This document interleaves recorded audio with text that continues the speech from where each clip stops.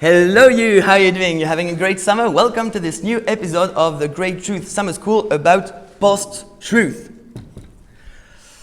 So, in this conference, we will try to understand a little bit better the notion of post-truth. What does it mean? Who created it? And more precisely, why was it created? So I got interested into this concept because it exists at the perfect intersection between politics and digital culture. As a political activist on internet, it seems then logical that I got interested into this concept. To think also how I would speak to my audience, to my viewers, to my community on YouTube.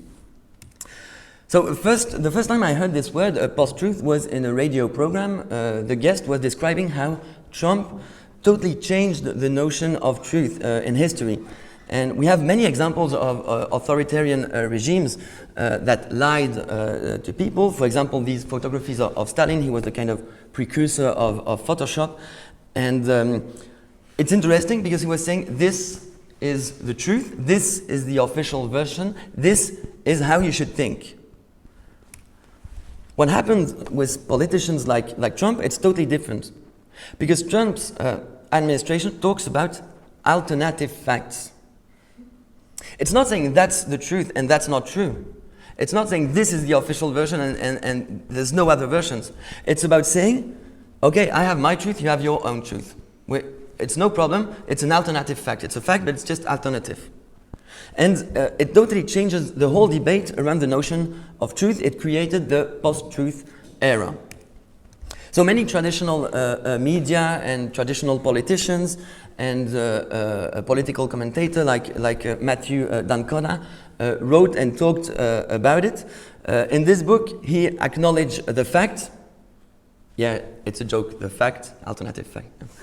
He acknowledged the fact that the electors won't listen to him, to traditional media, to traditional politician, to traditional political commentator anymore, but they would rather listen to people like Trump, or more precisely his Twitter account. So it's interesting because in the book he finds various solutions, but they're all orientated towards a certain notion of control. So he proposed, for example, to verify the validity of the information on internet. Yeah, internet, he talks also about it. He describes it as being a threat towards complexity, that people use it just to confirm what they already believe in. But what he doesn't do, can you say that? What he doesn't do, Matthew D'Ancona, is question his own status. Why don't people listen to him anymore? Why don't people listen to traditional media anymore? Why don't people listen to traditional politicians anymore?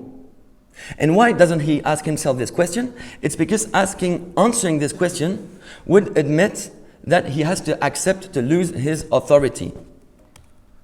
In this book, Post-Vérité, pourquoi faut-il s'en réjouir, Posttruth, why we should be happy about it, Manuel, CERVERA-MARZAL asked this direct question, why don't they talk about it?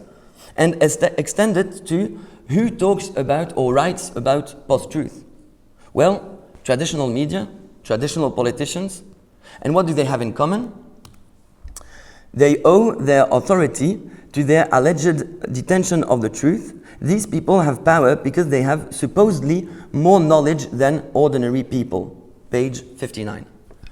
And this really blew my mind. Because the way Manuel sees this debate is totally new. He doesn't say digital media is good or digital media is bad. He just points out that the people who says it's bad have in common that their position is based on this pretentious position that they know better than others, that they have this knowledge, they have this authority, they have this information. And I think it's this exact pretentious attitude that got Trump elected. So me, as a YouTuber, as a political YouTuber, as a political commentator, I won't position myself as believing that I know what's true. In this kind of white knight of the truth, that I would know better than others. I'm not interested into this pretentious position. I will leave it to the people who are losing the traditional media. I hope you appreciated this video about Post-Truth. If it's the case, please give me a like, leave a comment in the section below, and if it's not done yet, please subscribe to this channel. Great Truth! And I'll see you next week for another episode of the Great Truth Summer School.